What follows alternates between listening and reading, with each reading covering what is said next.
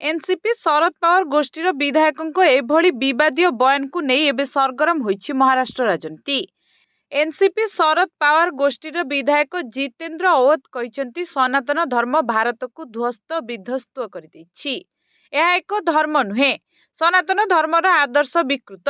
यह महाराजा शिवाजी और संभाजी महाराजा को बदनाम करिछि।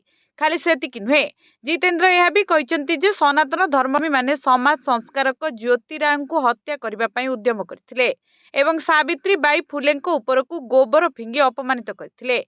सनातन केबे एक धर्म नथिला बोली बड़ दाबी करिसेंती, जहाँ एबे सनातन प्रेमी मध्य असंतोष सृष्टि करथिबा बेले महाराष्ट्र राजनीति रे तुम्बी तोफान सृष्टि करिछि। सनातन भारत को ध्वंस करिछि मंतव्य पई जितेंद्र को बीजेपी सांसद संबित पात्र कड़ा निंदा करिसेंती। संबित कहते इस्लाम विषय रे एपरी मंतव्य एक दृढ़ प्रतिक्रिया सृष्टि करिथांता, किंतु आमे सहिष्णु सेथिपई केवल सांबादिक सम्मेलन रे एहार जवाब देउछु।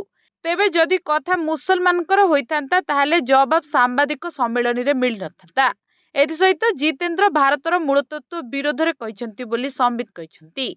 मु शरद पवार एवं तांको झियो सुप्रिया सोले जी कि जड़े सांसद तांको पचारिबाकु चाहे जे यह दलर एक विवृत्ति ना तांकर व्यक्तिगत विवृत्ति बोली प्रश्न करिसंती संबित।